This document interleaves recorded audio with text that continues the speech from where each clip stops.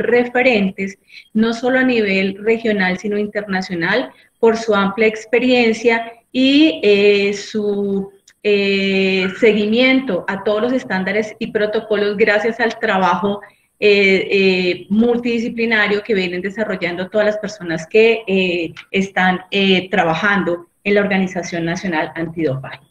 En este momento, pues obviamente también decirles que esta Organización Nacional Antidopaje, en su vasta experiencia, ha sido autoridad de toma de muestras en múltiples eventos, tanto nacionales como internacionales, entre los que se encuentran los World Games realizados en Cali en el año 2013 y actualmente son la autoridad de control, de toma de muestras para el control al dopaje de los próximos Juegos Panamericanos Junior Cali Valle que se desarrollarán en noviembre de este año.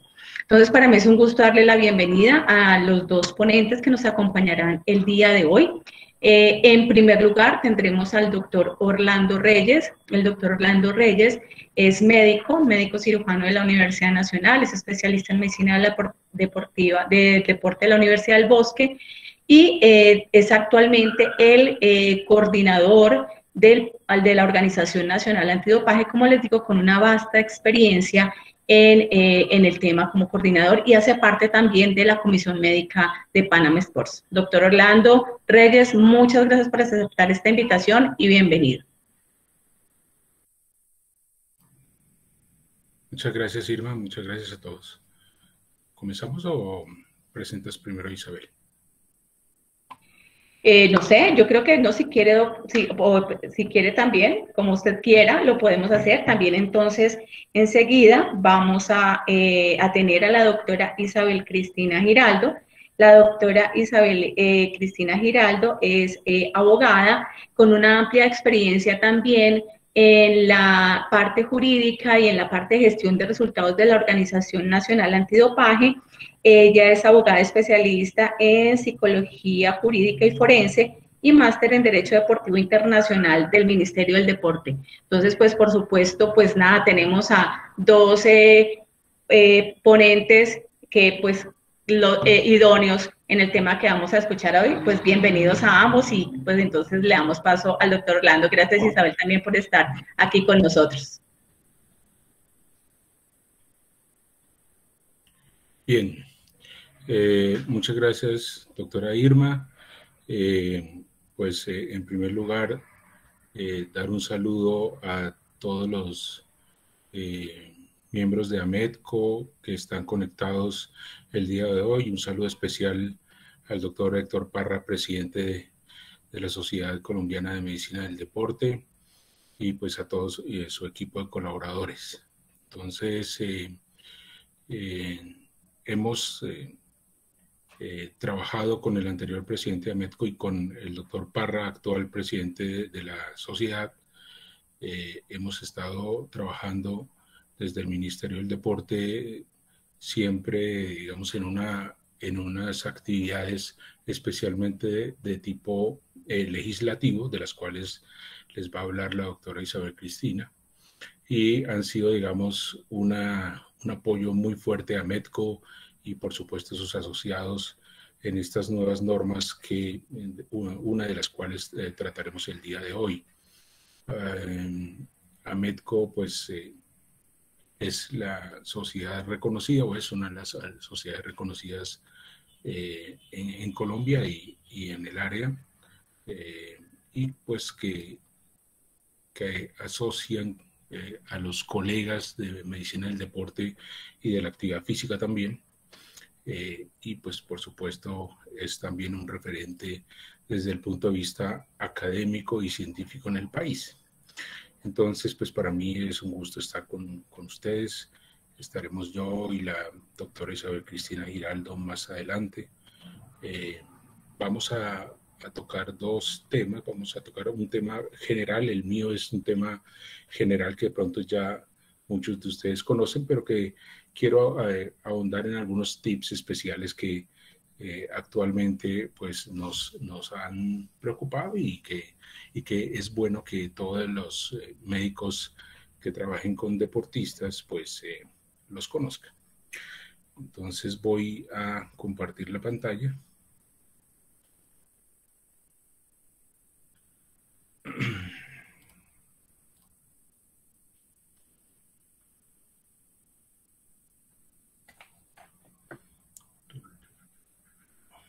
Bien.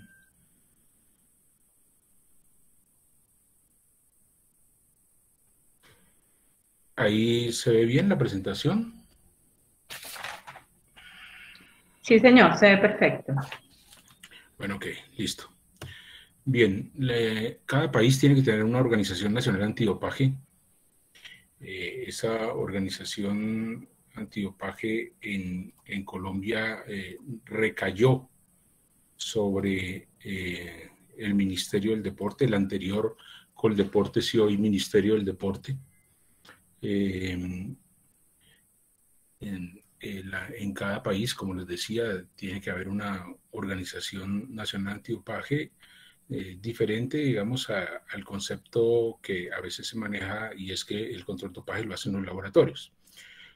Las organizaciones antidopaje desarrollan toda una cantidad de actividades que tienen que ver con la prevención, la educación, la toma de muestras, el manejo de resultados, programas especiales como el paradero, el pasaporte biológico, las autorizaciones de uso terapéutico, etcétera, etcétera.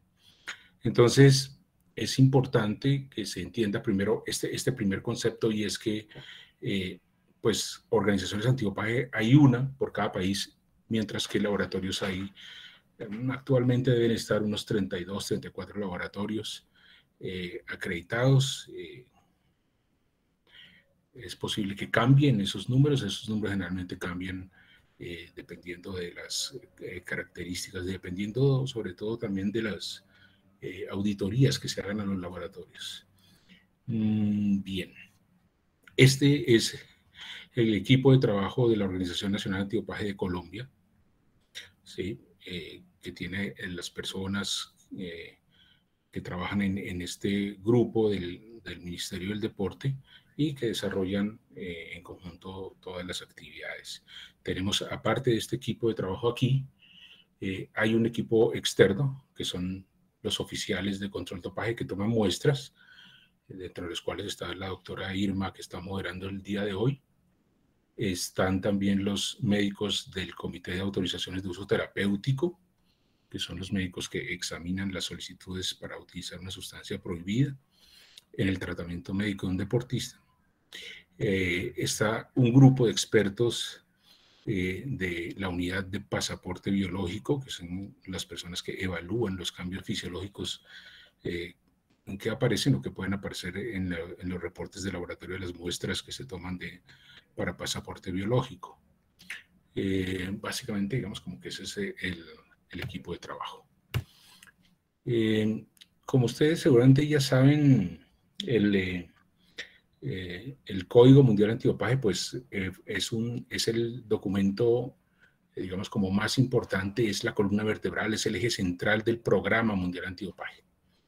Este Programa Mundial Antidopaje fue emanado de la Agencia Mundial Antidopaje, que fue creada en 1999, como una iniciativa del movimiento olímpico y también de los gobiernos. Entonces, este Programa Mundial Antidopaje tiene básicamente estos tres niveles: el Código Mundial, el nivel 1, los estándares internacionales en el nivel 2 y el nivel 3 son unos modelos de mejor práctica.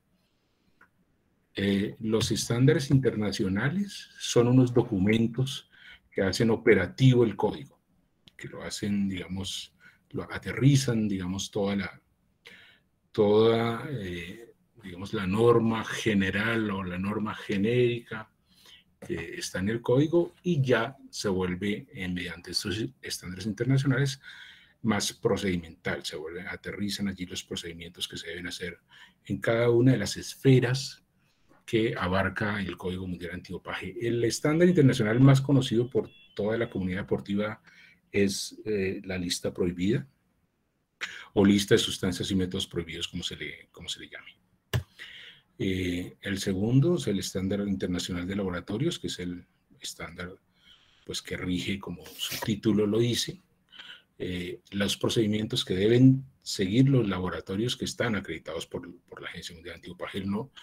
Nosotros, las organizaciones nacionales antidopaje, podemos enviar nuestras muestras a cualquier laboratorio acreditado por la agencia. En este momento y después, desde hace unos años que el laboratorio de Bogotá, que está suspendido, hemos estado trabajando con el laboratorio de Salt Lake City en Estados Unidos, en Utah. Allá es donde nosotros estamos enviando actualmente nuestras muestras, pero cuando tomamos muestras, por ejemplo, a deportistas colombianos que están en Europa, entonces las podemos enviar al laboratorio de Colonia en Alemania, lo enviamos al laboratorio de Madrid o al de Barcelona, o al laboratorio de París. Y esos son los laboratorios con los que generalmente nosotros trabajamos.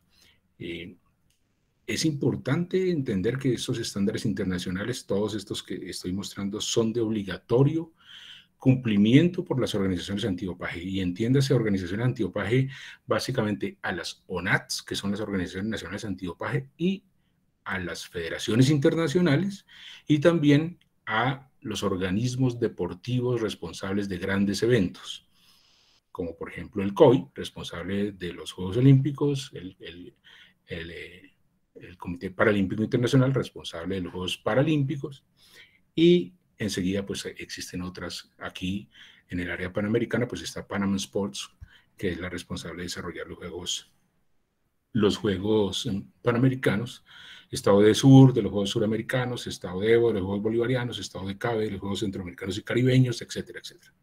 Son también organizaciones antidopaje y todos tenemos que cumplir los estándares internacionales.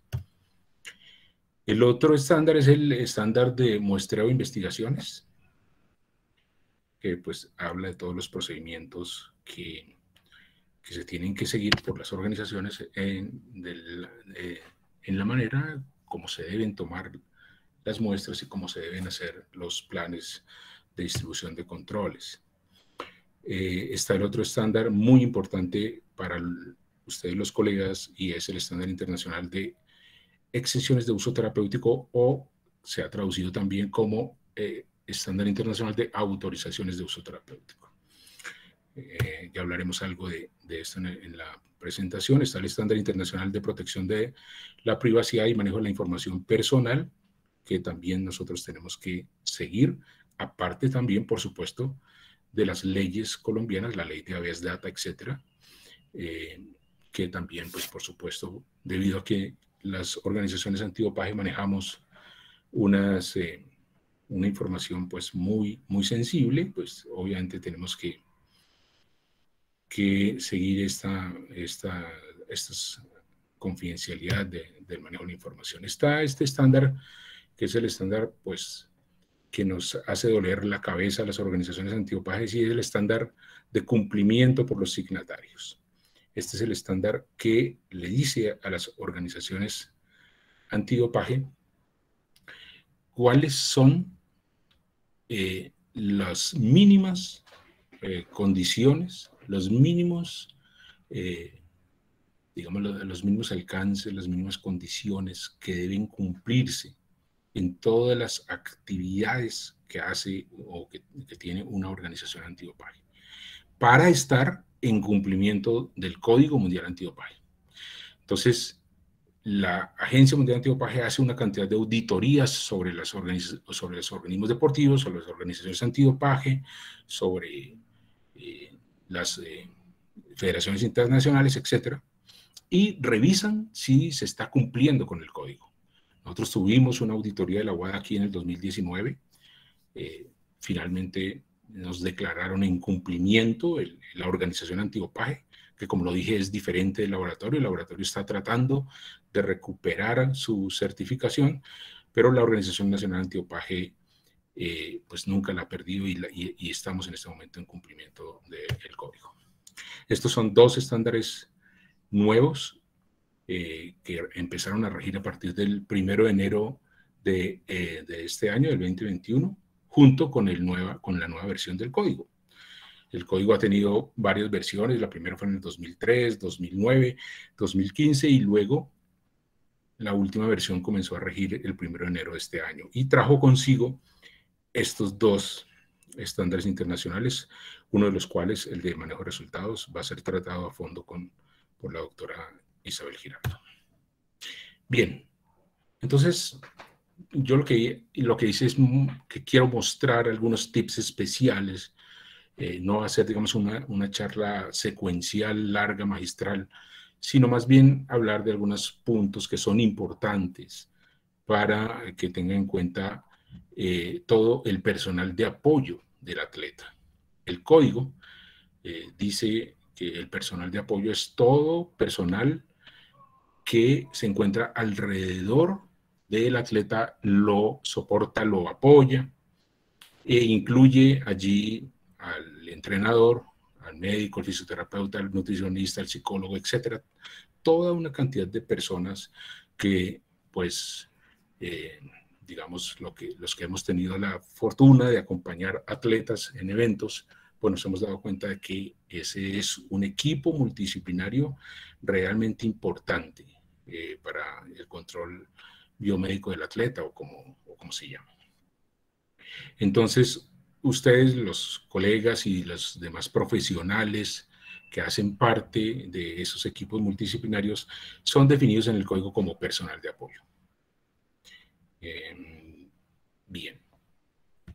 El plan de distribución de controles, para también uno de los puntos que quiero resaltar, es que las tomas de las muestras actualmente se hacen conforme a cierto estudio de riesgo que se hace. Antes, lo que nosotros hacíamos, años atrás, era, digamos, mirar el presupuesto y distribuir una cantidad de muestras más o menos equitativa entre todas las federaciones deportivas. Lo que se hace hoy día es un muestreo que se llama muestreo inteligente, es un muestreo más focalizado que está basado en un análisis de riesgo.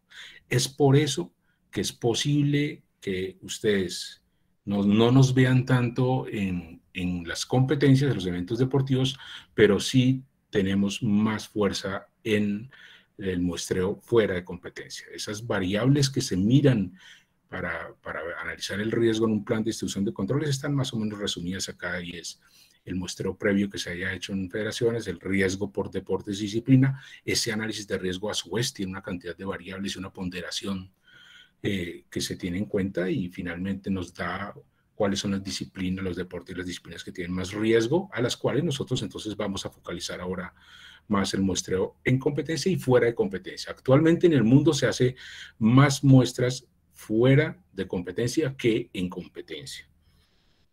La medallería, la relación en competencia, fuera de competencia, los exámenes especiales. ¿Qué son los exámenes especiales? Son unos exámenes que están también regidos por un documento técnico.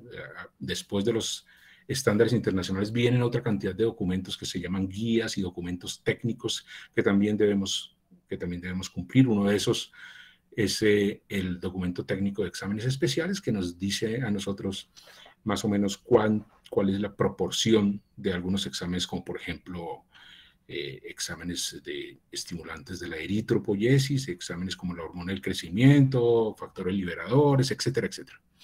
Nos dice a nosotros más o menos en qué proporción deben tomarse esos exámenes o mandarse a analizar por parte del laboratorio.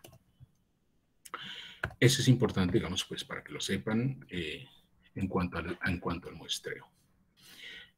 El programa Paradero. El programa Paradero es un programa que básicamente lo que hace es facilitar a las organizaciones antidopaje la localización de los deportistas para poder llegar en un momento dado a hacer una toma de muestras fuera de competencia. Como lo acabo de decir, es mucho más importante para las organizaciones antidopaje hacer muestras fuera de competencia por muchas razones. Una, digamos, importante es porque las personas que digamos, hacen la trampa, pues generalmente hacen sus procedimientos antes de las competencias, días, semanas o incluso meses antes de las competencias, de tal manera que pues ya en un muestreo en competencia pudiera ser algo de lo que se utiliza indetectable. De tal manera que este programa Paradero lo tienen que cumplir cierto grupo de deportistas en las federaciones internacionales y en las organizaciones antidopaje hay grupos que se llaman testing pool o grupos registrados de controles, y con ciertos criterios también las federaciones internacionales arman sus grupos de controles y las organizaciones antidopaje también, de tal manera que nosotros tenemos unos criterios y tenemos unos grupos registrados distribuidos en 3 niveles, y los deportistas tienen que entrar al sistema de información mundial de antidopaje de la agencia mundial y que se llama ADAMS, y allí tiene que colocar su residencia nocturna, periodo de 60 minutos, programa de competencias, actividades de rutina, etcétera, una cantidad de información, los viajes, las competencias internacionales, etcétera, de tal manera que el deportista pueda ser localizado en todo momento para un posible muestreo fuera de competencia. El estándar internacional de la lista de prohibiciones tuvo un cambio este año. Seguramente ustedes han seguido año tras año, porque la lista cambia cada año, han seguido, digamos, como esa trayectoria de las diferentes ediciones de la lista prohibida o la lista de sustancias y métodos prohibidos, que comienza a regir a partir del 1 de enero de cada año. Y aquí, entonces, ustedes seguramente se han dado cuenta que este año cambió. Tiene 2 cosas importantes. Una, que es un índice al inicio del documento, donde están allí todos, digamos, como los capítulos que tiene esa lista prohibida, y al final, entonces, tiene un índice, como en un libro, un índice alfabético, por orden alfabético de las sustancias prohibidas, de tal manera que le facilita al personal de apoyo y al atleta, por supuesto, encontrar o consultar más bien si hay una sustancia, si de pronto determinado producto o fármaco o suplemento o complemento, etcétera, etcétera, pudiera llegar a tener una sustancia prohibida. Tiene también está dividido en sustancias que son prohibidas siempre significa que está prohibida en competencia y fuera de competencia. Y luego tiene un capítulo de las sustancias que están prohibidas en competencia. Importante el concepto de en competencia, que actualmente ha venido también modificándose, y en el Código 2021 en competencia, el periodo de competencia será en principio el periodo que comience en la medianoche anterior de la competencia a la cual está inscrito el deportista. Entonces, desde ahí comienza el periodo de competencia, hasta cuando termine la competencia y termine el proceso de recolección de muestras. Entonces, si el nadador va a competir hoy a las 4 de la tarde, su periodo de competencia comenzó desde la medianoche del día anterior hasta que finalice la competencia y el proceso de toma de muestras. Aquí están, digamos, el resumen de las sustancias que están prohibidas siempre. Vuelvo y lo repito, siempre es en competencia y fuera de competencia. Entonces están las sustancias que no han sido aprobadas, son sustancias que de pronto durante el periodo del año en el cual es vigente esa lista prohibida, han salido al mercado o han salido en el mercado negro también, etcétera, y que cumplan los criterios que tienen estos grupos de sustancias acá. Están los agentes anabolizantes, las hormonas peptídicas, factores de crecimiento, etcétera, los beta-2 agonistas, los moduladores hormonales y metabólicos, los diuréticos y agentes enmascarantes, y están los métodos prohibidos. Eso es prohibido siempre, en competencia y fuera de competencia. Y lo que está prohibido en competencia, es decir, solo en competencia, y por ende no están prohibidos fuera de competencia, estamos hablando de los S6, los estimulantes. Estamos hablando de los S6, los estimulantes, los narcóticos, los cannabinoides y los glucocorticosteroides. Y luego viene un capítulo especial que ha cambiado también a lo largo de estos años, sustancias prohibidas en ciertos deportes. Básicamente tenemos los beta bloqueantes o beta bloqueadores, ¿sí? Algunas de esas sustancias pues están prohibidas por básicamente por solicitud de algunas federaciones internacionales donde esas sustancias han presentado un problema en su uso reiterativo o realmente otros casos en los cuales realmente esas sustancias pudieran contribuir con el aumento del rendimiento deportivo. Entonces, esos deportes particulares en los cuales están prohibidos los beta bloqueantes son la arquería, el automovilismo, el esquí, el billar, los dardos, el golf, algunas pruebas de actividades acuáticas y, por supuesto, el tiro. ¿Sí? Están prohibidos los beta bloqueantes. Y aquí tenemos los métodos prohibidos. Básicamente tenemos 3 métodos prohibidos: la manipulación de la sangre y sus componentes sanguíneos y los componentes sanguíneos, la manipulación química y física y el dopaje genético y de células, que son métodos prohibidos en esta clase. Son no específicos los M22 que está acá, y es el M2 manipulación física y química. Tenemos acá 1 y 2, y el 2 son importante también importante dato para los colegas, y todas las infusiones intravenosas o inyecciones de más de 100 mililitros cada 12 horas están prohibidas y están consideradas, digamos, específicas. Digamos, las otras manipulaciones no son consideradas específicas. El concepto de específico y no específico es muy importante, sobre todo para el tema de manejo de resultados. En el caso de un posible proceso y posible sanción de un deportista, entonces dejo ese concepto para que lo explique la doctora Isabel Cristina. También en la lista de prohibiciones, pues se viene a agregar acá un concepto, digamos, que no se tenía antes en las listas anteriores, el concepto de las sustancias de abuso. Ustedes saben que ha habido problemas con que algunas sustancias de las que algunos llaman de uso social o de abuso social o drogas sociales o drogas recreativas o como se le quiera llamar, pues han tenido algún problema con deportistas que han utilizado eso fuera de la competencia, y de pronto en la competencia o iniciando el periodo competitivo, en las competencias, pues puede llegar a tener trazas de eso, y pues eso genera problemas. Entonces, también la doctora Isabel Cristina va a hablar específicamente sobre cómo se tiene ahora en cuenta en este Código 2021 el uso de básicamente estas 4, la cocaína, la diamorfina, el MDMA y el tetrahidrocannabinol. Finalmente, de la lista prohibida, tener en cuenta para los colegas, específicamente los médicos, que son los que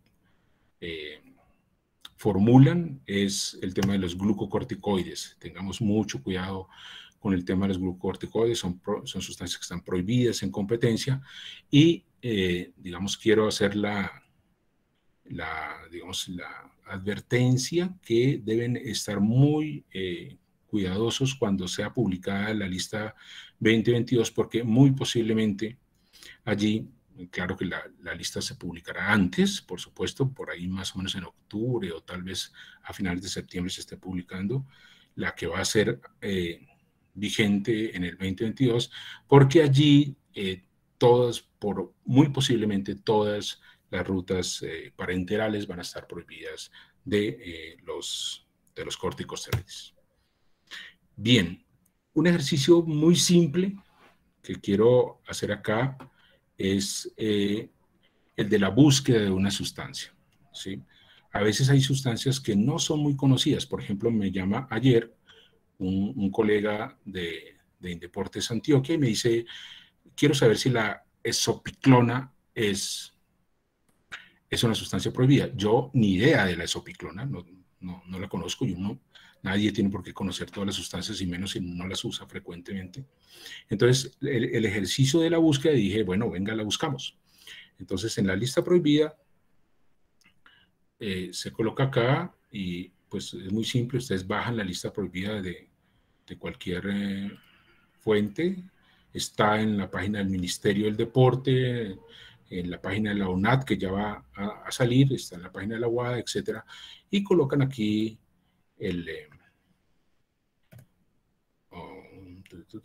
colocan aquí Uy, ¿qué hice? SZ. Y colocan aquí. Y efectivamente no está. Le dan la búsqueda y sale ahí que no está. Entonces, pues dijimos, listo, no hay ningún problema, no es una sustancia prohibida. Pero recuerden que hay sustancias que es posible que no estén literalmente escritas allí y que tengan unos efectos o que pertenezcan a un grupo de sustancias parecidas y que tengan una estructura química parecida a un grupo de los que están allí prohibidos o una acción fisiológica también parecida. Entonces hay que buscarlas. Y les muestro este Global DRO, que es una de las páginas que son más buscadas por la comunidad deportiva para tratar allí de mirar si una sustancia está prohibida. Entonces le dije, bueno, listo, no está prohibida acá, pero de todas maneras hagamos algunas búsquedas suplementarias y nos fuimos a DRO y buscamos también, me voy aquí, Estados Unidos, el tipo puede ser un atleta, no, un profesional médico, el deporte, coloco el deporte y aquí coloco la sustancia. Y aquí aparece Sopiclón. Entonces, esta sustancia la marco acá y me parece efectivamente no está prohibida en competencia y no está prohibida fuera de competencia. Entonces, es una búsqueda un poquito más allá que nosotros hacemos o que deberían hacer, digamos, todos los colegas para asegurarse efectivamente que la sustancia no esté prohibida. Importante esto también, de un caso que tenemos en este momento también son, digamos, por eso les quería mostrar como más bien tips así de la realidad, pues de lo que vivimos nosotros en la organización antidopaje. Y es que la notificación de uso de un medicamento en el momento del control dopaje no exime, digamos, al atleta de un posible proceso cuando salga el resultado analítico adverso en la muestra de ese atleta. Es decir, no basta con que usted escriba ahí en el formulario de control dopaje o pida un formulario y se lo dé al médico o al oficial de control dopaje diciendo que le aplicó una sustancia. Ese no es el procedimiento correcto.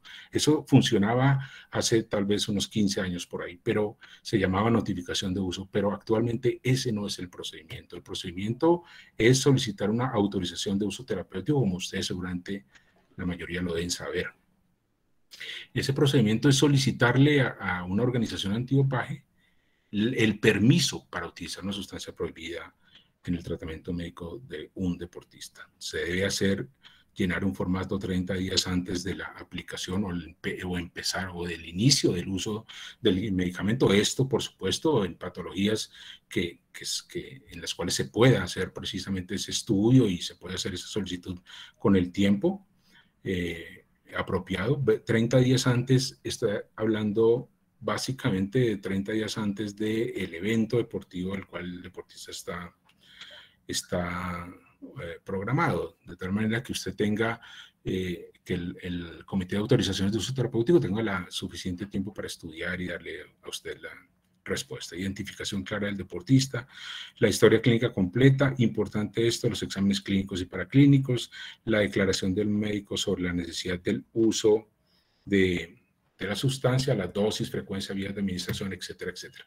Aquí hay un ejemplo de algo que no debe pasar y es, por ejemplo, alguien puso acá triamcinolona, 50 miligramos, dice ahí. Otra de las cosas que es importante, porque le van a devolver la autorización, la solicitud de autorización, es si no es legible.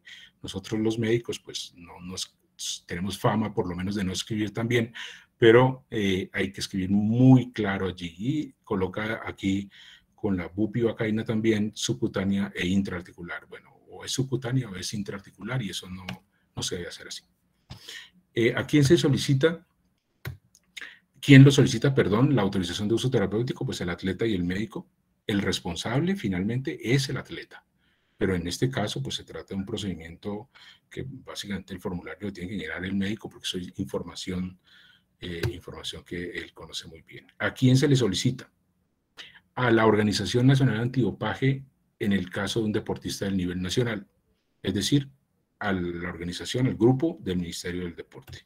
Y en el caso de un deportista del nivel internacional, la Federación Internacional respectiva o al IPC, ¿sí? Dependiendo de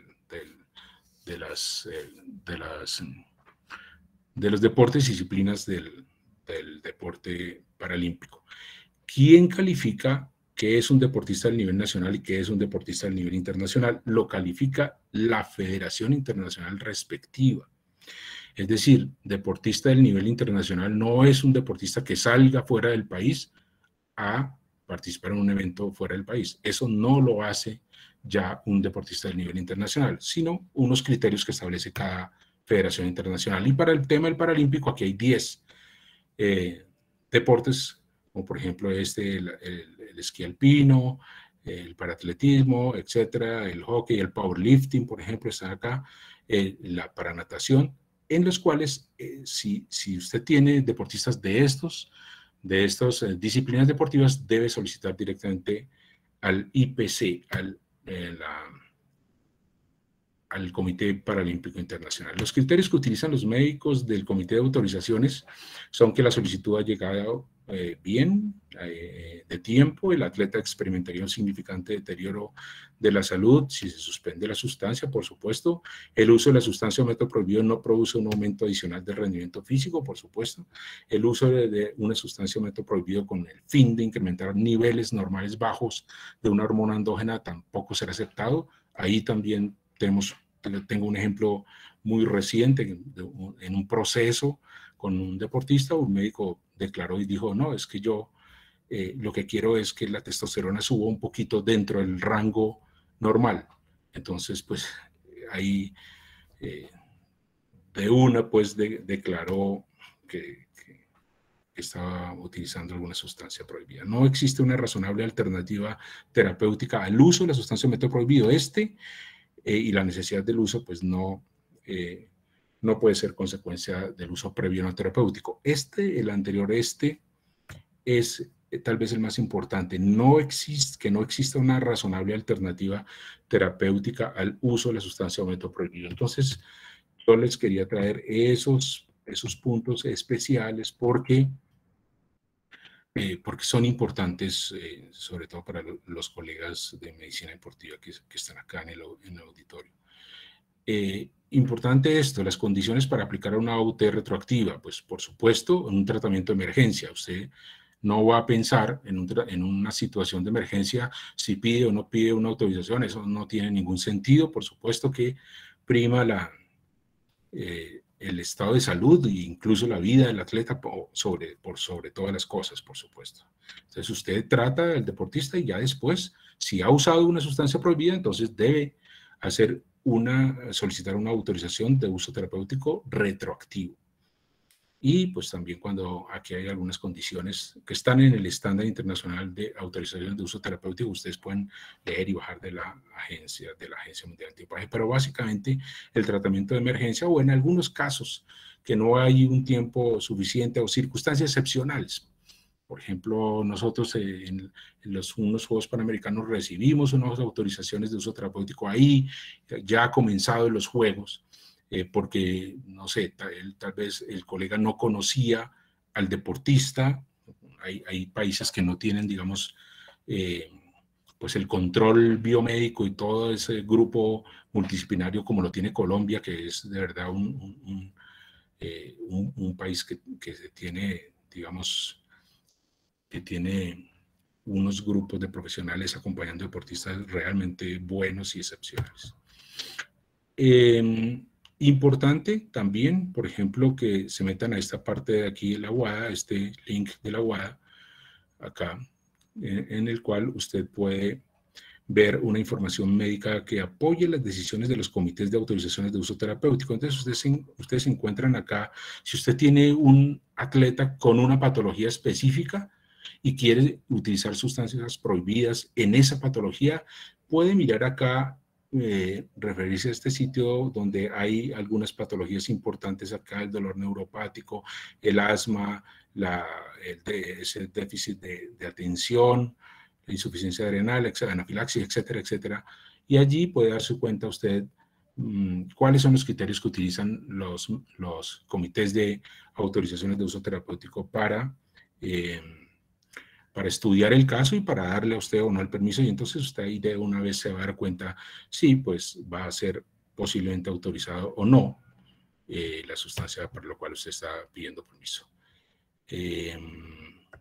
Importante, por ejemplo, en esto, también tenemos en este momento un caso también donde un colega colocó una sustancia prohibida por un tema que al parecer fue una emergencia y bueno, no solicitó la autorización de uso terapéutico y bueno, eso puede llegar en un momento dado, y de hecho lo hizo, a comprometer, digamos, a un atleta. Entonces tenemos que ser muy juiciosos con el tema de las autorizaciones de uso terapéutico, colegas. Muchas gracias. Bueno, muchísimas gracias al doctor Orlando Reyes por su presentación. Muy importante todos estos cambios y estas novedades que trae el código en su vigencia 2021 y pues obviamente que es muy importante que todos tengamos pues conocimiento al respecto. Les recordamos a todos los asistentes que las preguntas las pueden ir compartiendo por el chat y al final las estaremos respondiendo y que también al final se enviará el link para registrar la asistencia y para que puedan obtener su certificado de asistencia. Vamos a dar paso ahora a nuestra segunda ponente de la noche de hoy, la doctora Isabel Cristina Giraldo, que como les decía es abogada, especialista en psicología jurídica y forense y máster en Derecho Deportivo Internacional. Ella hace parte de la Organización Nacional Antidopaje de Colombia con una vasta experiencia y muchos años de trayectoria con la organización y es parte del equipo de gestión de resultados de la ONAT de Colombia. Entonces, pues, doctora Isabel Cristina, pues, bienvenida y somos todo oídos.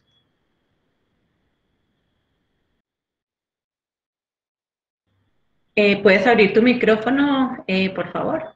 Gracias.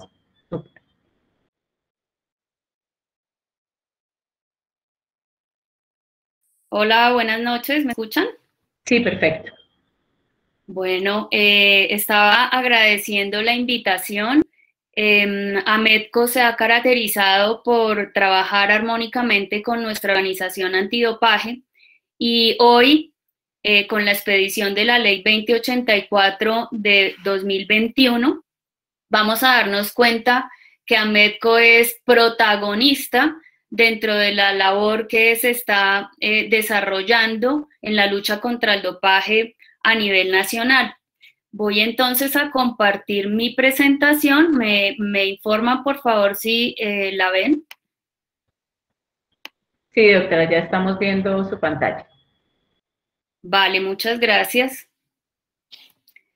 Bueno, efectivamente, como les indicaba, se me ha invitado para que les hable un poco acerca de la nueva disposición que en materia antidopaje rige para la República de Colombia, es decir, es una ley aprobada por el Congreso de la República. Pero antes de entrar a fondo a descubrir o a indicarles cuál es el contenido de esta norma, debemos hablar un poco de los antecedentes que motivaron la expedición de esta ley. Como se mencionó al principio de la exposición del doctor Orlando, nosotros tenemos unos fundamentos de la normatividad antidopaje.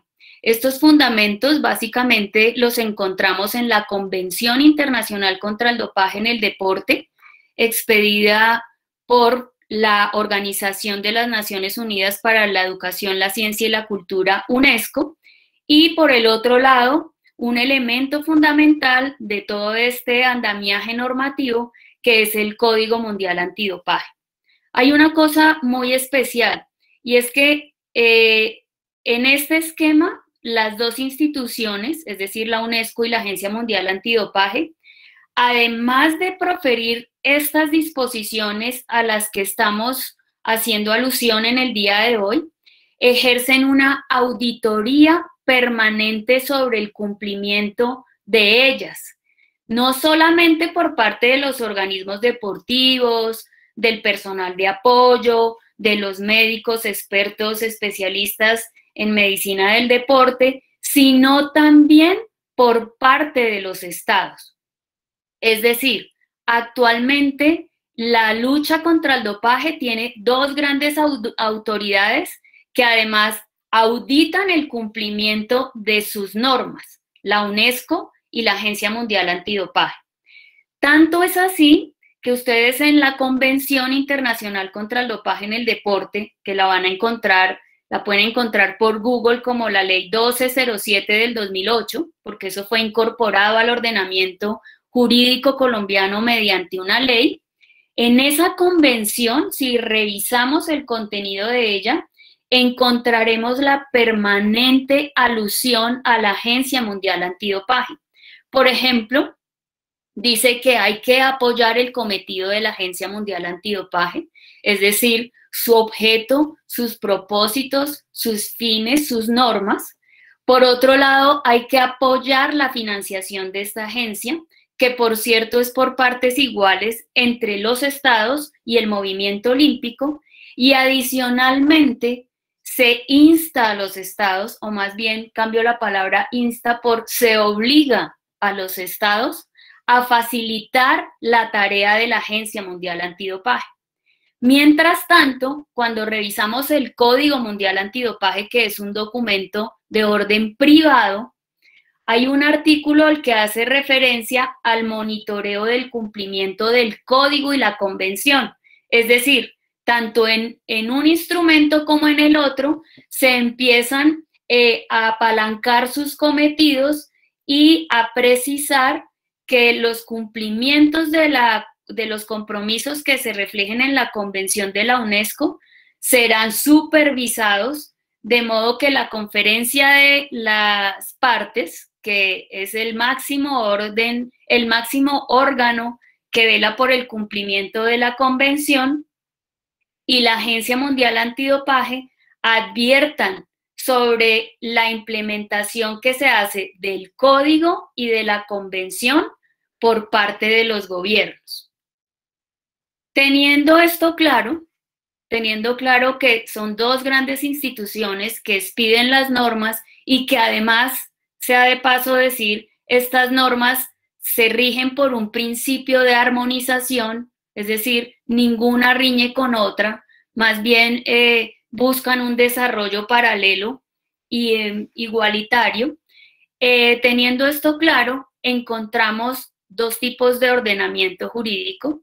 Uno de orden público, donde podríamos decir que su surgimiento está con la Convención Internacional contra el Dopaje en el Deporte, como les dije, la Ley 1207 del 2008.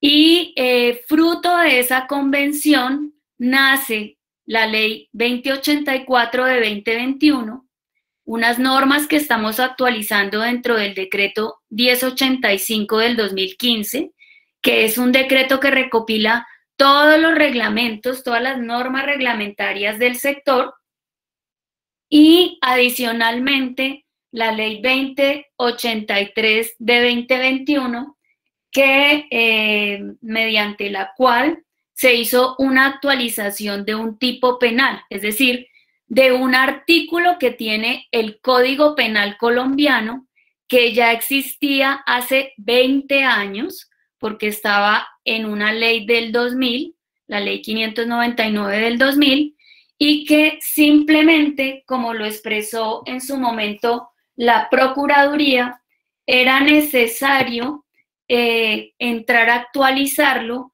porque los elementos o los términos utilizados en esta disposición entraron en desuso y era necesario procurar la actualización para poder darle aplicación. Entonces retomo, la convención que fue aprobada por Colombia mediante una ley da lugar al surgimiento de la Ley 2084, de nuevas normas para el decreto 1085 y del surgimiento de la Ley 2083 de 2021 referida a temas penales.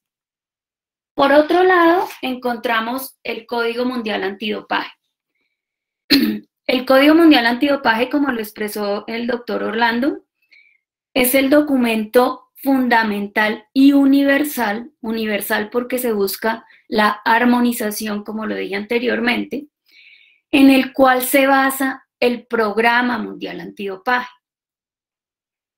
Parte importante del desarrollo del código se encuentra justamente en los estándares internacionales, porque estos estándares desarrollan todo el andamiaje técnico y operativo en los diferentes aspectos, en los diferentes frentes que encierra un programa antidopaje.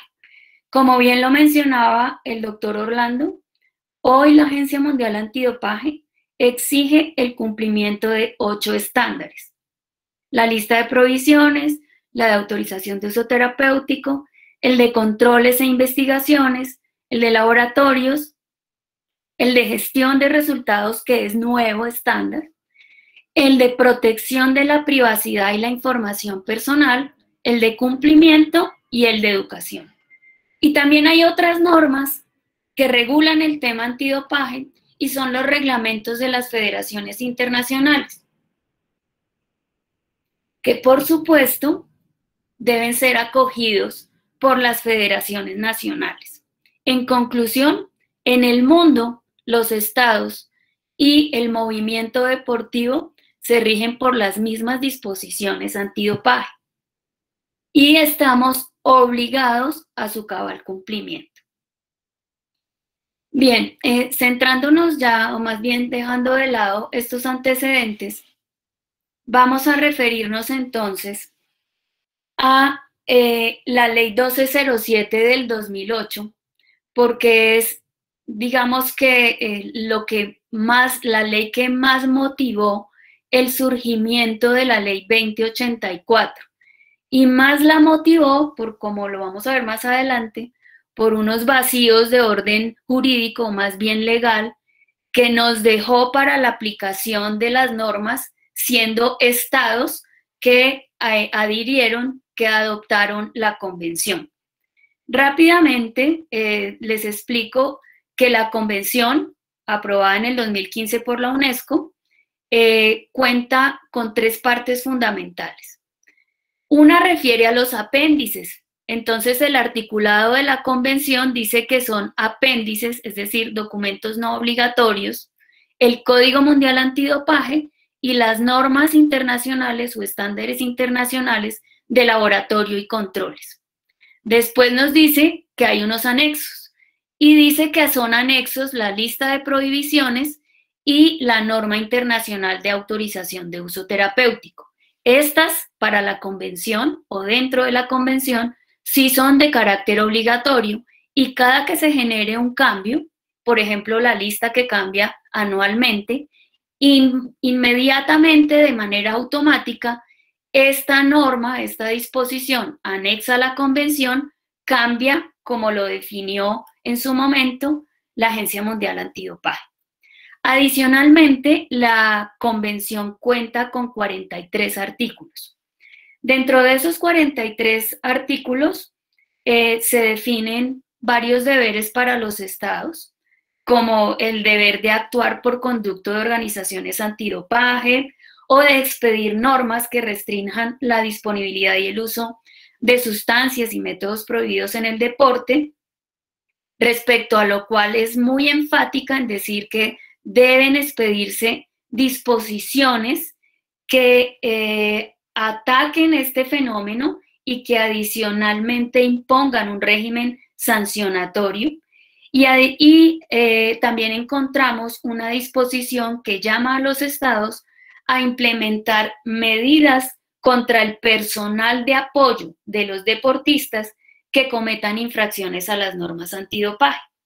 Dentro de estos 43 artículos también encontramos una serie de definiciones y en mi consideración era uno de los grandes problemas o desafíos que tenía que enfrentar la Organización Nacional Antidopaje y el Ministerio del Deporte a la hora de aplicar el Código Mundial Antidopaje. Una de esas definiciones hacía referencia a lo que se considera como dopaje. Entonces, considera que infracciones a las normas antidopaje son diferentes tipos de conducta, y dentro de esas conductas encontramos lo que llamamos la presencia de la sustancia prohibida, sus metabolitos o marcadores, el uso o intento de uso de sustancias prohibidas, lo que comúnmente denominamos negativa a control, las fallas en el paradero del deportista, la manipulación o intento de manipulación de cualquier parte del proceso de control al dopaje, la posesión de sustancias o métodos prohibidos en el deporte, el tráfico o intento de tráfico y la administración o intento de administración.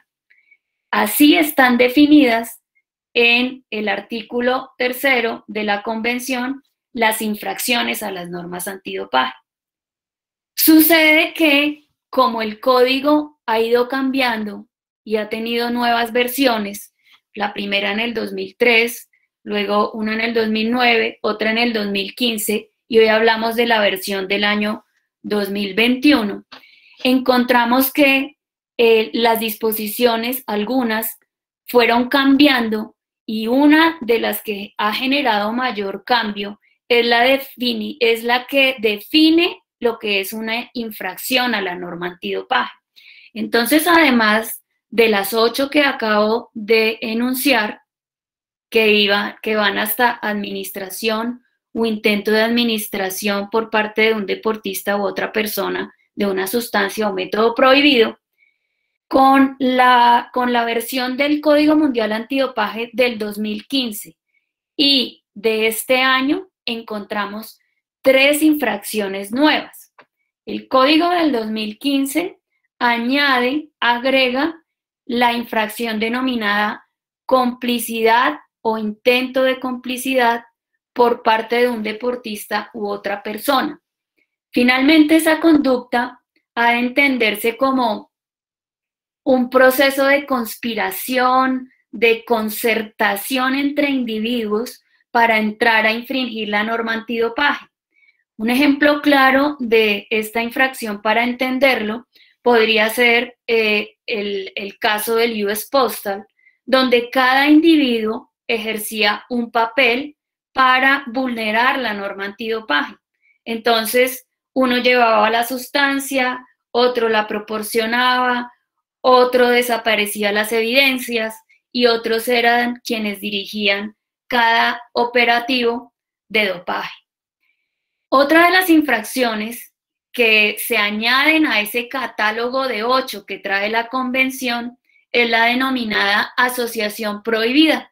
Esta surge en el año 2015 y aquí lo que se hace es prohibir una relación deportiva entre un deportista y otra persona, llámese entrenador, médico o cualquier otra persona que forme parte de esa definición, de esa integración a la definición personal de apoyo, que esté cumpliendo un periodo de sanción por infringir la norma antidopaje o que haya sido condenado en otro tipo de proceso, bien sea disciplinario o penal, por haber incurrido en conductas constitutivas de dopaje. Entonces ya llevamos 2 infracciones nuevas incorporadas en el código que se apartan del contenido de la Convención. Adicionalmente, con el Código 2021, vigente a partir del 1 de enero de este año, encontramos una nueva infracción denominada actos de un deportista u otra persona para desalentar o tomar represalias en contra de la presentación de informes a las autoridades. ¿Qué significa eso? Que se va a castigar, se va a reprender a aquel individuo que intimide a la persona que, actuando de buena fe, quiere brindar colaboración a las autoridades antidopaje para el descubrimiento de otras infracciones a las normas antidopaje. ¿Por qué surge esta nueva infracción? Porque muchos han querido proporcionar información a las organizaciones antidopaje para el descubrimiento de otras conductas consideradas como infracciones a las normas antidopaje, pero se ejerce presión, se coaccionan y al final no pueden brindar la información o se sienten perseguidos, y son muchos los casos en que la persona ha tenido que apartarse de sus declaraciones y de las ayudas que ha querido brindar justamente por este tipo de intimidaciones. Entonces, como lo vemos, y a manera de resumen, encontramos que la convención que surgió en el 2005 y que fue aprobada por Colombia en el 2008, en muchos aspectos presenta vacíos frente a lo que trae cada vez el Código Mundial Antidopaje. Justamente estos vacíos de la convención, tanto por no traer el código como un documento obligatorio, ni el estándar de controles, que hoy es estándar de controles e investigaciones, y tampoco contemplar todas las infracciones a las que acabo de hacer referencia, fueron uno de los factores que motivaron a la presentación y trámite del proyecto de ley que finalmente concluyó en la Ley 2084. Y hay un aspecto adicional. Como lo mencionó el doctor Orlando en principio, la Agencia Mundial Antidopaje nos hizo una auditoría en el 2019 y dejó planteado un hallazgo muy importante, y es que los procesos disciplinarios que se adelantan por las comisiones disciplinarias de las federaciones deportivas nacionales, tendientes a desarrollar toda la acción disciplinaria por una infracción a la norma antidopaje, ya no pueden seguir siendo desarrollados por estos organismos deportivos. Para la Agencia Mundial Antidopaje, el conocimiento de una infracción antidopaje por parte de la comisión disciplinaria de una federación no garantiza, por un lado, el debido proceso, y por el otro, también genera una serie de conflictos de interés que van en detrimento bien de la persona que esté siendo investigada o bien de la organización antidopaje que ha presentado el caso para su conocimiento.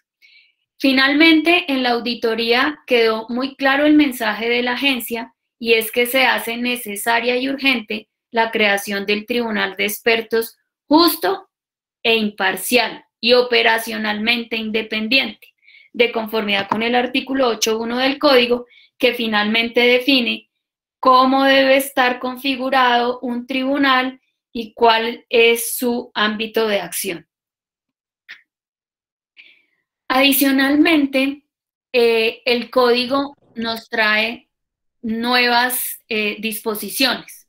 El Código nos habla de nuevos propósitos, y si bien enfatiza, como lo hacía en otras ocasiones, en los valores propios del deporte, en el juego honesto, en lo que llama la ética deportiva, el principal propósito de este nuevo código está centrado en la protección de la salud de los atletas. Como les digo, trajo consigo una nueva infracción y también nuevos conceptos a los que se hizo referencia, tales como método específico, que está incorporado dentro de la lista de prohibiciones de este año, las sustancias de abuso, frente a los cuales el doctor Orlando mencionó que la lista menciona que serán sustancias de abuso, la cocaína, la diamorfina, el éxtasis y el tetrahidrocannabinol. ¿Por qué esta nueva categoría de sustancia de abuso? Porque, de acuerdo a los estudios, se consideró que de estas tres sustancias, la sociedad con frecuencia abusa de ellas en contextos distintos al deporte.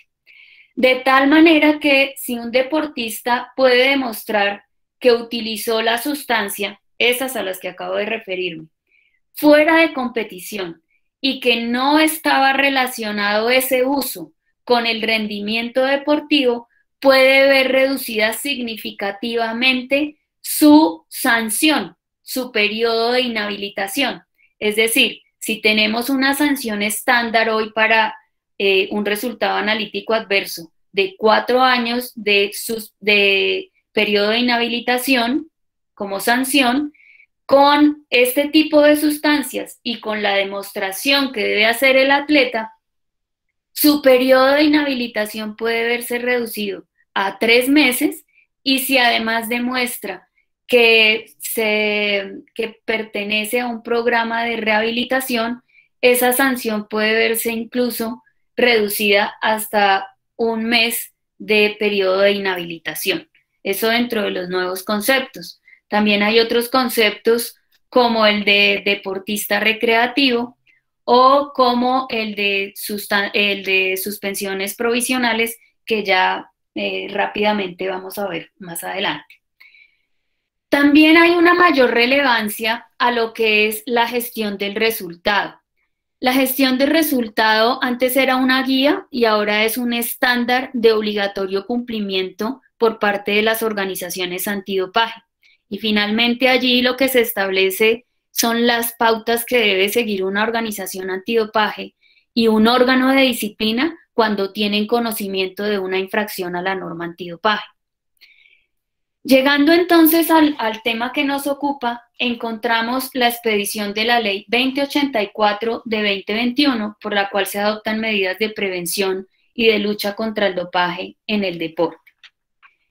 Esta norma está conformada por 21 artículos, 3 capítulos, y en esos capítulos encontramos el desarrollo de unas disposiciones generales, la gestión del resultado y el procedimiento disciplinario antidopaje.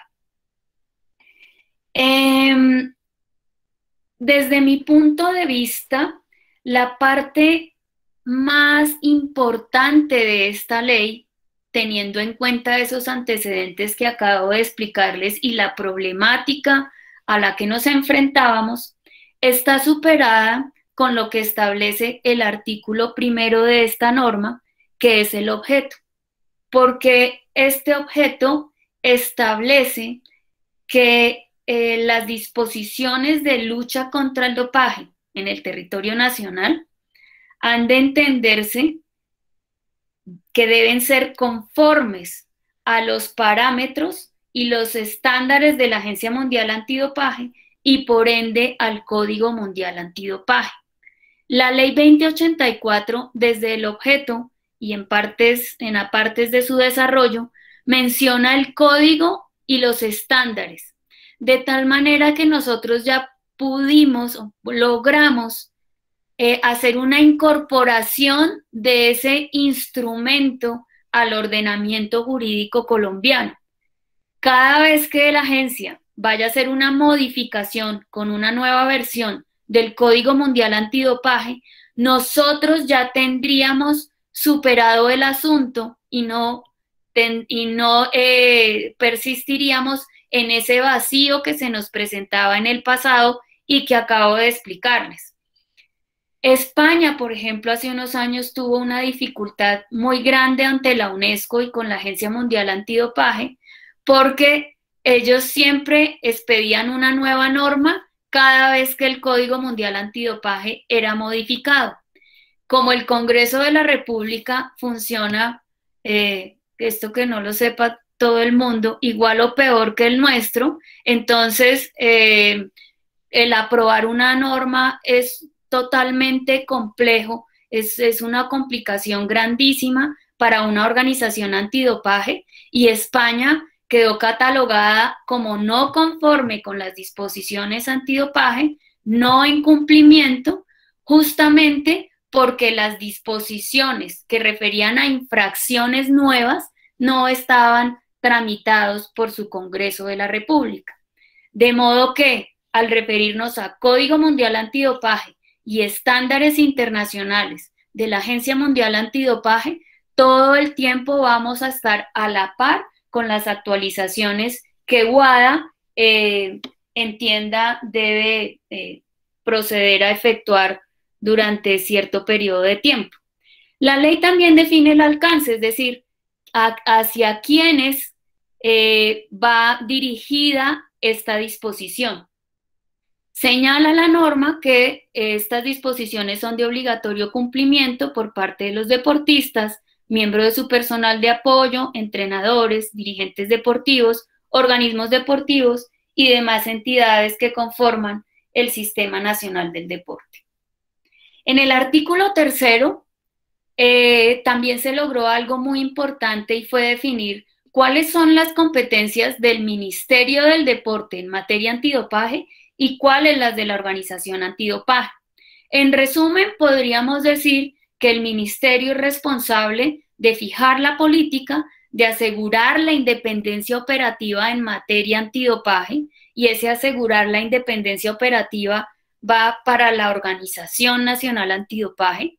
Nosotros tenemos que reunir una serie de condiciones que verdaderamente WADA pueda evidenciar que somos autónomos e independientes de otras áreas. Incluso hoy estamos en la cabeza del Ministerio del Deporte, es decir, en el despacho del ministro. Y por otro lado, la ley 2084 dispone que el ministerio exija el cumplimiento de la norma a todos aquellos que fueron previamente definidos en el artículo que mencioné del alcance. Por su parte, la Organización Nacional Antidopaje, a manera de resumen, es responsable de adoptar e implementar las normas antidopaje del código y los estándares, de investigar posibles infracciones a las normas antidopaje y de trabajar con WADA y otras organizaciones antidopaje. Con esto estamos dando cumplimiento a las exigencias del Código Mundial Antidopaje en el capítulo de roles y responsabilidades. Pero hay otra parte muy importante y es la creación del Tribunal Disciplinario Antidopaje. Como les comenté, una de las exigencias de la agencia fue la de retirar a las federaciones deportivas nacionales del estudio de casos asociados a presuntas infracciones a las normas antidopaje. Además de esa exigencia, teníamos que crear este tribunal en total consonancia con lo que la Corte Constitucional siempre ha dicho, y es que la disciplina deportiva es propia de los organismos deportivos, que allí no puede haber ninguna injerencia de orden estatal, es decir, del Ministerio del Deporte. En ese orden de ideas, en el artículo 5º de la Ley 2084 se crea el Tribunal Disciplinario Antidopaje como un órgano independiente de disciplina deportiva, encargado de juzgar y decidir sobre las posibles infracciones descritas en el Código Mundial Antidopaje y la normatividad nacional vigente. Esto por si hay una modificación a la convención. Como hay otras infracciones a la disciplina deportiva diferentes al tema antidopaje, la norma fue muy clara en señalar que estas infracciones ajenas al tema antidopaje seguirán siendo competencia de las comisiones disciplinarias y de los organismos deportivos. Y aquí es donde les digo que AMEDCO empieza a ser cada vez más protagonista dentro de la lucha antidopaje. ¿Por qué? Porque la ley señala que el tribunal disciplinario va a estar integrado por dos salas. Una sala disciplinaria, que es responsable de conocer y resolver los asuntos que la organización antidopaje ponga en su conocimiento en una primera instancia, y una sala de apelaciones que va a decidir sobre los recursos que se presenten frente a las decisiones tomadas en esa primera instancia.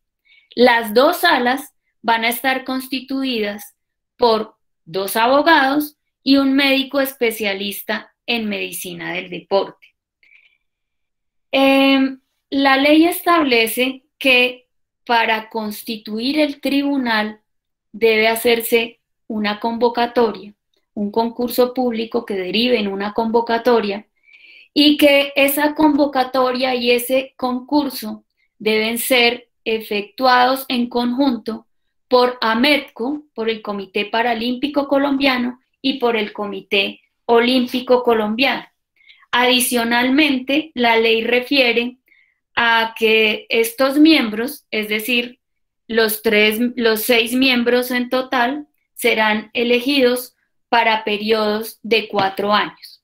La misma ley establece un catálogo de disposiciones, denominémoslo conflictos de interés, respecto de los cuales AMETCO, Comité Olímpico Colombiano y Comité Paralímpico Colombiano deberán tener mucho cuidado a la hora de elegir, porque digamos que las personas que incurran en alguna de esas modalidades descritas en esa norma, que los llevaría a un conflicto de interés, no podrían actuar. ¿Cuál es la tarea de ese Tribunal Disciplinario Antidopaje? Deben desarrollar lo que establece el Código Mundial Antidopaje y el Estándar Internacional de Gestión de Resultados. La ley define cuál es el procedimiento disciplinario y finalmente ese procedimiento disciplinario es el Estándar de Gestión de Resultados. Vamos a revisarlo entonces rápidamente. El Estándar de Gestión de Resultados nos define de manera general en qué consiste esa gestión de resultados. Finalmente, eso se traduce en un conjunto de etapas que deben surtirse cuando se está en presencia de una posible infracción a la norma antidopaje. Y ese conjunto de etapas debe ser desarrollado por las dos partes involucradas que acabo de mencionar. Por un lado, la organización antidopaje, que investiga el asunto y acusa sobre la base de su investigación, y por la otra parte, el órgano disciplinario que desarrolla el proceso disciplinario justo e imparcial, que para el caso sería el Tribunal Disciplinario Antidopaje, creado en esta Ley 2084. Como la organización antidopaje es quien investiga y acusa, es decir, actúa como una especie de fiscalía, esta debe desarrollar una serie de actividades definidas tanto en la ley como en el estándar. Es decir, debe efectuar una revisión preliminar del caso. Un ejemplo, si estamos frente a un resultado analítico adverso, nosotros no corremos a acusar de una vez por un resultado analítico adverso, sino que hacemos una revisión inicial tendiente a verificar, por ejemplo, si el deportista tiene una autorización de uso terapéutico o no, o si las actividades que se indican en el Estándar Internacional de Controles fueron llevados a cabalidad por el oficial de control dopaje, y también verificar si no hay desviaciones, al menos aparentes, al Estándar Internacional de Laboratorios. Eso tratándose de una infracción por la presencia de una sustancia o método prohibido. Adicionalmente, la Organización Nacional Antidopaje o cualquier otra organización antidopaje debe notificar sobre la posible violación de la norma antidopaje. ¿Y a quién notifica? Pues al presunto infractor, que puede ser el atleta, puede ser el entrenador, puede ser un médico, puede ser un dirigente deportivo, cualquiera de estos individuos definidos como personal de apoyo en la norma. También debe verificar si es factible entrar a imponer suspensiones provisionales. El Código Mundial Antidopaje vigente, la nueva versión, establece 3 tipos de suspensiones provisionales. Hay una que es obligatoria y es si el resultado analítico adverso versa sobre esas sustancias de la lista de prohibiciones que se llaman sustancias no específicas, o si hay un resultado adverso en el pasaporte biológico del deportista. De una vez vale la pena aclarar que una infracción por un resultado adverso en el pasaporte será considerado como uso o intento de uso de una sustancia o método prohibido. También hay otros 2 tipos de suspensiones provisionales, que son la optativa, la opcional. Muchos deportistas que salen, por ejemplo, con resultados analíticos adversos para sustancias específicas, se acogen a una suspensión optativa para que esto sea descontado en el momento en que se imponga una sanción. Esto sí es, digámoslo, entre comillas, condenado por el órgano disciplinario competente.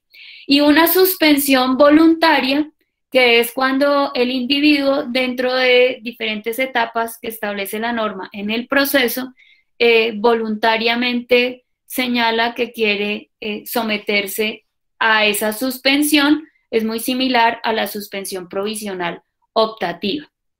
Lo que pasa es que la aplicación que establece el estándar es en diferentes momentos.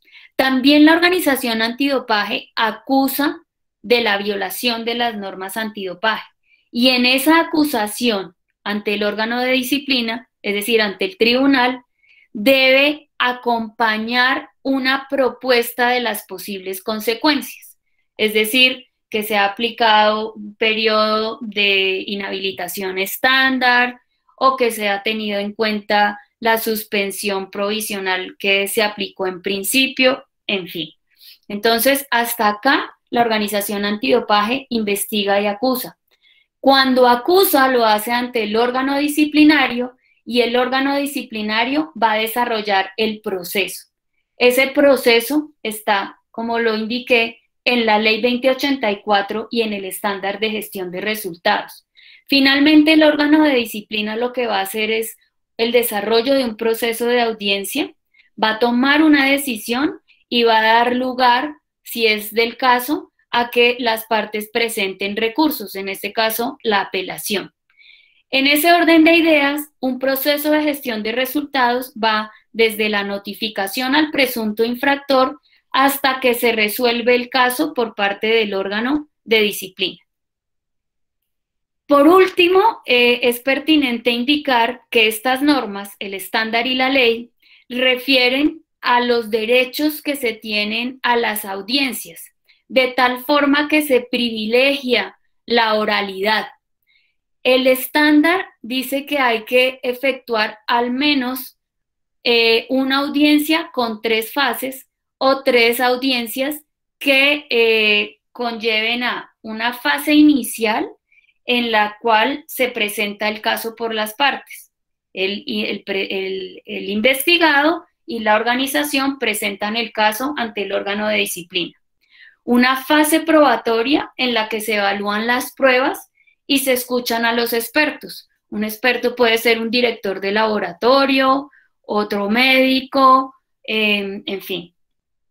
Y una fase de cierre, que es en esa fase, las partes presentan sus argumentos finales, sus alegatos finales, y ya con toda esta información, el tribunal entra a tomar la decisión.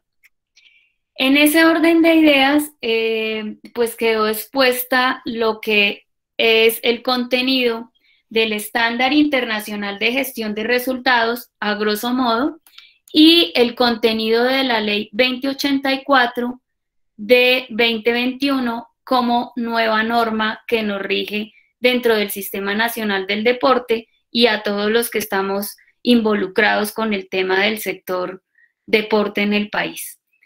Muchas gracias. Si tienen algún interrogante, con mucho gusto pues lo atenderemos. Bueno, no, pues muchas gracias, doctora Isabel Cristina, por habernos mostrado, digamos, cómo está actualmente tipificado también en el Código colombiano todo este tema de las infracciones a la normatividad antidopaje, y hacernos ver que definitivamente esto es un compromiso y un trabajo no solo del atleta, y no es responsabilidad solo del atleta, sino que finalmente el personal de apoyo, todos los actores alrededor del deportista, estamos cobijados por la normatividad y obviamente también estamos sujetos a sanciones. Les recordamos a todos que pueden hacer sus preguntas a través del chat que ya se envió en el grupo. En los mensajes está el link para que reporten su asistencia, y que pues obviamente nuestros expositores, ante todo, pues primero darles las gracias por haber participado y haber aceptado esta invitación y habernos compartido todo su conocimiento de expertos en el tema, pues estarán atentos a contestar sus preguntas. Yo quiero arrancar preguntándole, creo que es una pregunta que va para los dos y es sobre todo porque, digamos, en la nueva normatividad del código aparece, digamos, el tema de las sustancias de abuso. Dentro de las que se encuentran algunas que son, como decía el doctor Orlando Reyes, como llamadas de uso recreativo o de uso, ¿no? O sea, que hacen parte de los temas que en nuestro país es frecuente, que son los temas de adicción en jóvenes. Entonces, se ha prestado para que de pronto se interprete como que el consumo de este tipo de sustancias está permitido, que de alguna manera las sanciones ahora son menos severas y que de pronto se puede jugar un poco con la norma, jugar entre comillas. Pues sí me gustaría porque en algunos casos, digamos que se ha prestado a interpretaciones que tal vez no son las correctas sobre cómo funciona ahora, digamos, el tema de la gestión de resultados y las sanciones para el caso de las llamadas ahora en el Código 2021 sustancias de abuso. Entonces, para que ustedes, por favor, nos ayuden a dar claridad en este tema.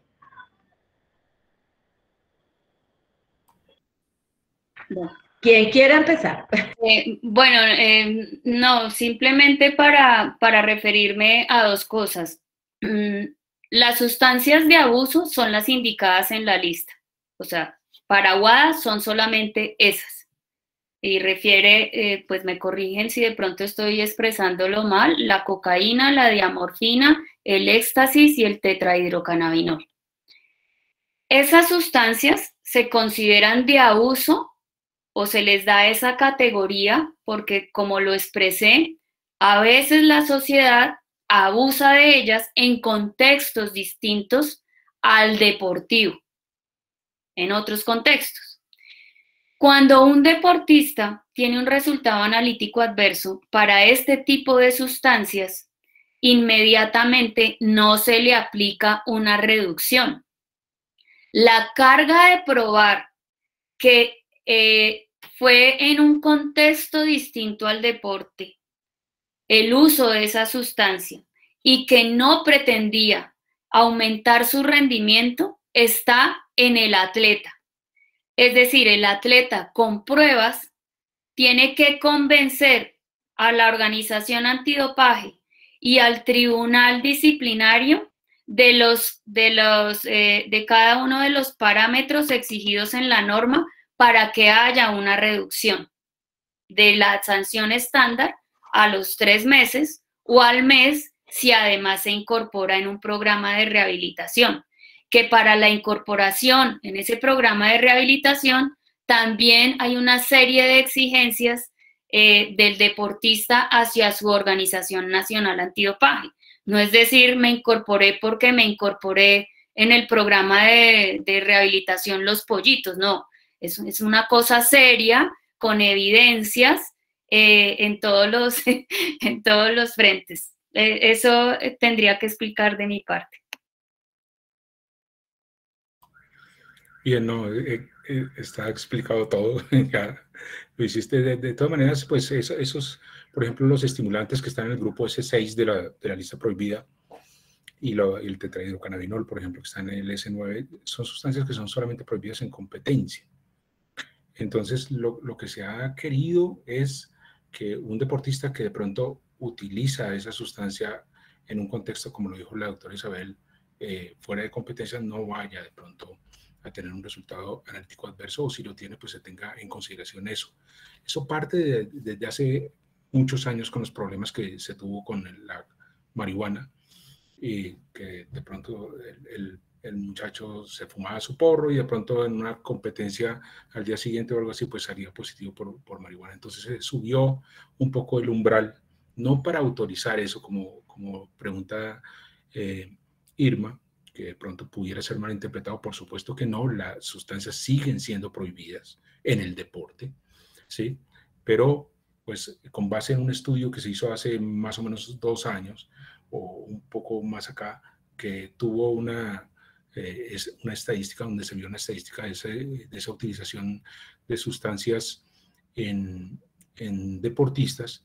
Recordemos que las las sustancias se observan por los laboratorios y se clasifican en hallazgos analíticos adversos o hallazgos atípicos, etcétera, pero también se está observando el uso y la frecuencia de uso de otra cantidad de sustancias y se informa de tal manera que se puede después colocar una sustancia como prohibida si se ha venido desarrollando una estadística y se ha mirado que su uso realmente es demasiado, como por ejemplo lo que pasó con el meldonium y la famosa tenista aquella. Entonces, ese estudio arrojó que, sorpresa, los atletas también son seres humanos y también usan sustancias de abuso o pudieran, inclusive, muy poco frecuente, pero pudieran llegar a ser adictos también. Entonces, con base en eso es que se hacen estas nuevas normas. Y una pregunta adicional allí es, ¿qué pasa con la reincidencia? Por ejemplo, yo tengo un primer control, un adverso, una situación de pronto que se cataloga como una situación de abuso no relacionada con el incremento del rendimiento deportivo, pero ese deportista en un control 3 o 4 o 5 o 6 meses después reincide. O sea, ¿se trata de la misma manera o se cambia? O sea, ¿cómo funciona en la reincidencia? Pues cada caso, como sucede en el derecho, habrá que analizarse de acuerdo a las circunstancias, como decimos los abogados, de tiempo, modo y lugar. En principio, si uno dijera reincidió, digamos que sería algo muy desfavorable y en principio, pues mal visto por la organización antidopaje, pero nuestro deber es el de investigar antes de entrar a acusar. De tal manera que tendremos que entrar a establecer si es una persona que ya tiene una adicción o en fin, para poder entrar a determinar el asunto. Nosotros en algún momento tuvimos un caso hace algunos años, aún no estaba esta norma, pero logramos determinar en la investigación que el deportista sufría de adicción y estaba además en un programa de rehabilitación, pero infortunadamente no había podido superar el asunto.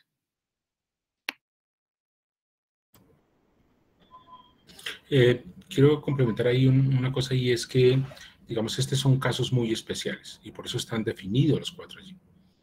Es importante dejar claro que el dopaje no es farmacodependencia, no es el capítulo de la farmacodependencia en el deporte. La mayoría de las sustancias que están en la lista prohibida no causan una dependencia. Así que de ninguna manera se puede llegar a mirar como que el deportista está en un proceso de rehabilitación por otro tipo de sustancias o cosas de esas para el manejo de resultados. Listo, muchas gracias. Aquí hay algunas preguntas de nuestros asistentes. Pregunta la doctora Gina Carreño, dice, dentro de los procesos de investigación ante un evento analítico adverso, ¿cómo se abordan los casos que ocurren cuando el deportista ha sido tratado por personal sanitario fuera de su médico habitual, de su médico del deporte habitual?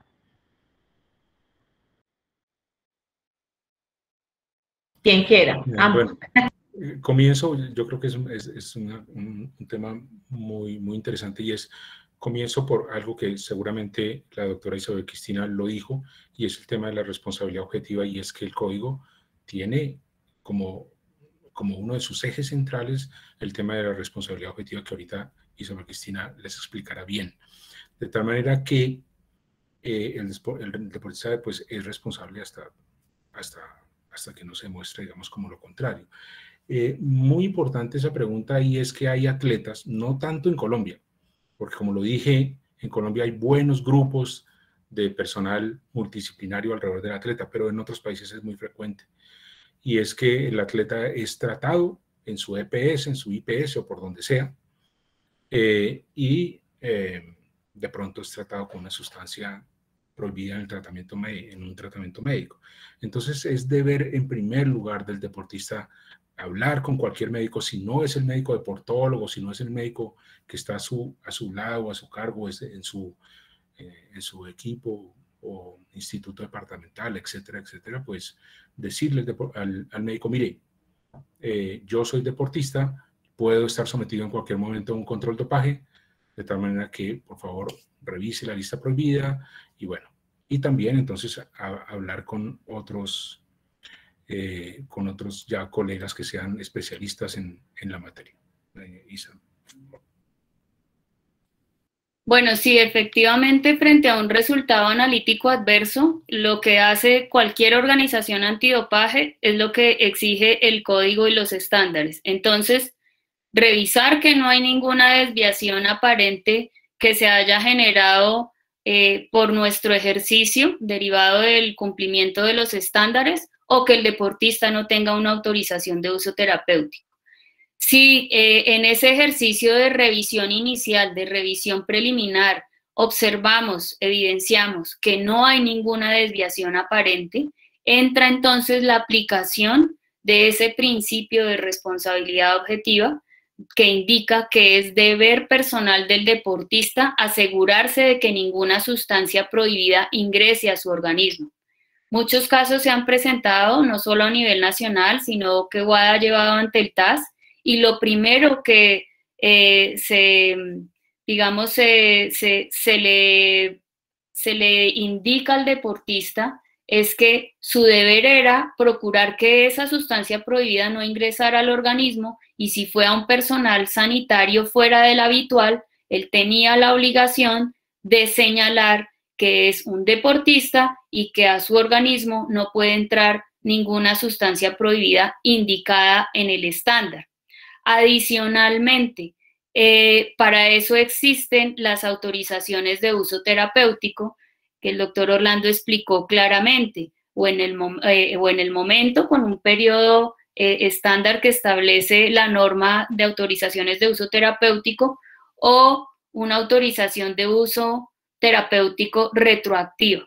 En todo caso, el deportista, en el momento en que es notificado por la organización, tiene la posibilidad de dar una explicación sobre el asunto, que también es evaluada por la organización antidopaje, y de allí se hace un análisis para que proceda la acusación y en qué términos procede esa acusación.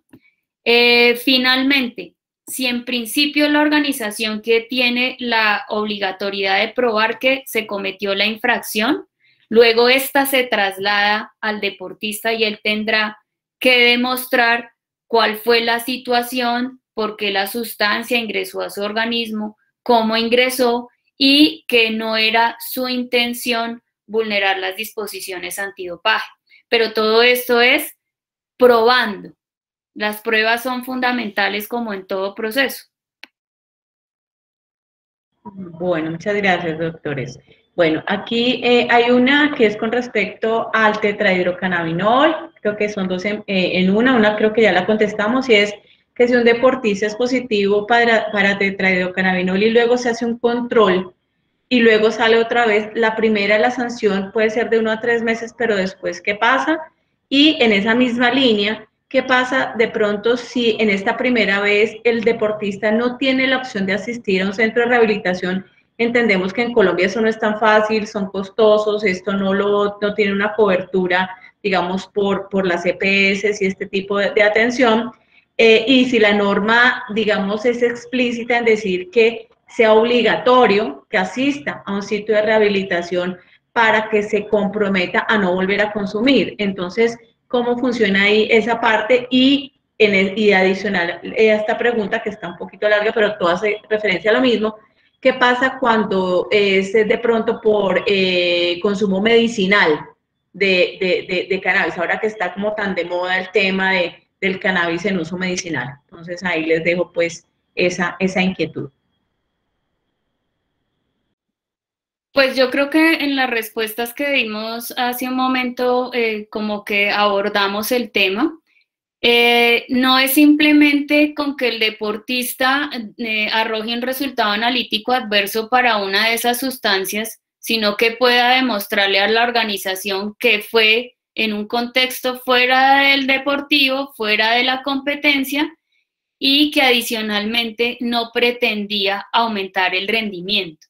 Únicamente si el deportista logra demostrar estas variables a las que hago referencia, el tribunal disciplinario podría optar por rebajar el periodo de suspensión de inhabilitación estándar que comúnmente se impone.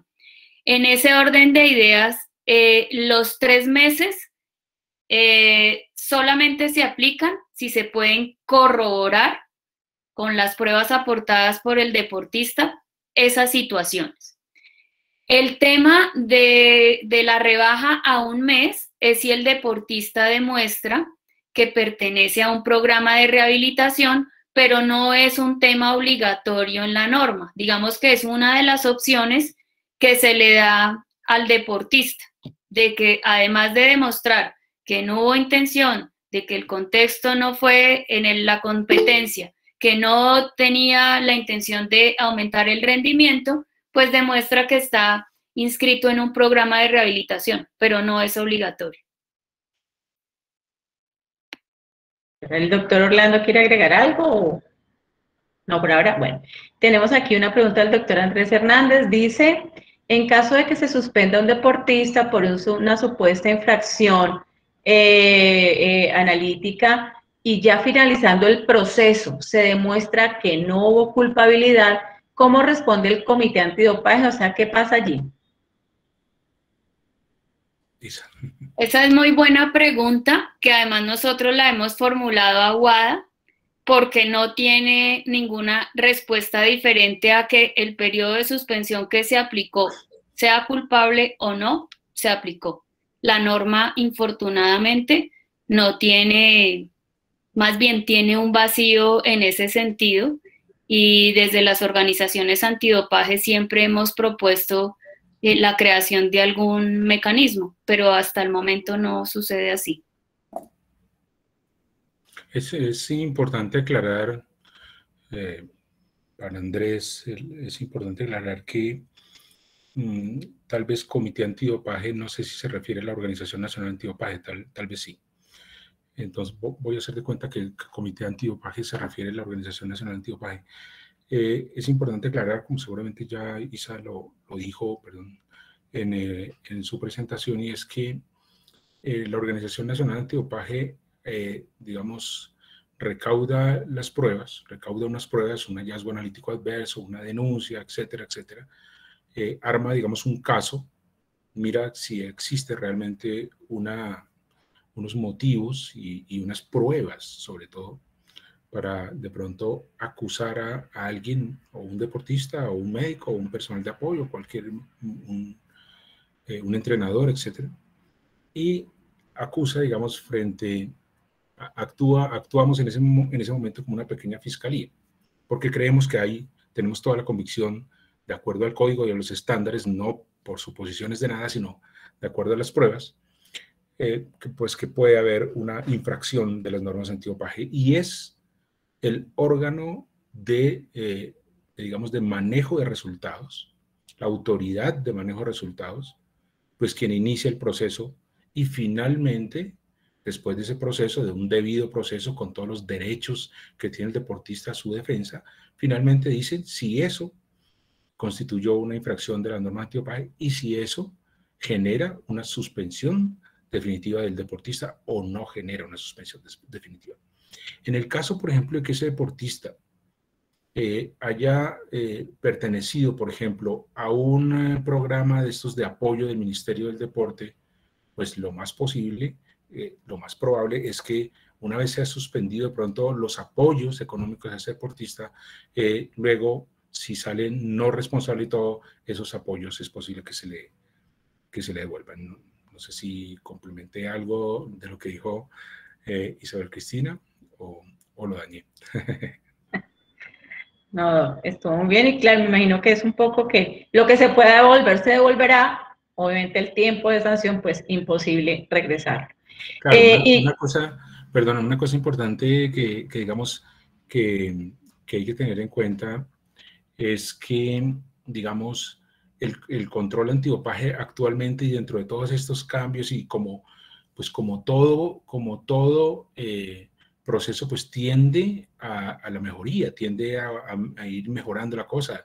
El código 2020-21 pues es mucho mejor que el código primero de por allá del año 2003. Entonces, todo tiende, digamos, a mejorar. De tal manera que, pues, que las normas ahora, por ejemplo, hay, digamos, como una tendencia.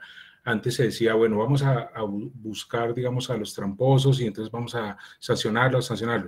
Hoy día más el espíritu de la norma antidopaje es proteger a los deportistas que juegan limpio, que son afortunadamente la mayoría de nuestros jóvenes, los que juegan limpio. Y entonces, pues uno, digamos, detectando ciertas personas que no están muy de acuerdo con los comportamientos éticos en el deporte, lo que está es protegiendo a la gran cantidad de deportistas que juegan limpio. Entonces, ese es uno de los motivos por los cuales está la suspensión obligatoria, la suspensión provisional obligatoria en la cual, digamos, se ha detectado, por ejemplo, o una sustancia no específica, o se ha detectado otra posible infracción muy grave, pues esa suspensión automática obligatoria que ejerce el código, lo que hace es proteger a los deportistas que juegan limpio y que también están participando en la misma competencia del presunto infractor de la norma. Listo, doctor, muchas gracias. Y ya la última pregunta para finalizar nuestro webinar de hoy, el doctor Juan Gregorio Mojica, también médico del deporte, pregunta, en relación a los glucocorticoides y su prohibición en competencia, ¿cómo se puede evidenciar que ese uso no fue previo al evento donde se realizó el control y pues obviamente se presenta como un analítico adverso en competencia? Claro que sí, esta es una interesante pregunta de Gregorio, de Juan Gregorio, perdón, y bueno, tiene una parte como médica y otra parte que Isabel la va a aclarar en el manejo de resultados, pero básicamente lo que se hace cuando se encuentra, digamos, un hallazgo analítico adverso por un corticoide es solicitar primero una explicación de cuál fue la vía que se utilizó para esa administración. Entonces se le pregunta al atleta y probablemente al médico, bueno, ¿cómo fue la vía de administración y cuándo se aplicó? Ese es una primera orden que ahora creo que la doctora Isabel Cristina lo va a ampliar. Y en la parte, digamos, que tiene que ver con la farmacocinética de la sustancia, en este caso el corticoide, nosotros preguntamos al laboratorio si las concentraciones halladas allí en la muestra corresponden más o menos a qué tiempo de administración y en la dosis en las cuales el deportista o el médico nos dijeron a nosotros que fue aplicada. De tal manera que tiene que haber una concordancia entre si la sustancia fue realmente aplicada en un periodo fuera de competencia y la concentración hallada y en el momento en que fue hallada, que es, digamos, basado en el estudio de la farmacocinética y la farmacodinámica de la sustancia. No, pues simplemente para complementar, cuando se hace el ejercicio de gestión de resultados frente a los glucocorticoides, entonces el estándar de gestión de resultados y la guía nos dice lo que acaba de explicar el doctor Orlando, que nosotros como autoridad de gestión de resultados debemos entrar a verificar la vía de administración utilizada como parte de esa revisión inicial antes de entrar a acusar al deportista. Entonces, por lo general, se acude a entrevistas, a solicitar una serie de soportes, explicaciones y pruebas en general de parte del deportista para poder entrar a corroborar esta información que exige la guía y el estándar de gestión de resultados.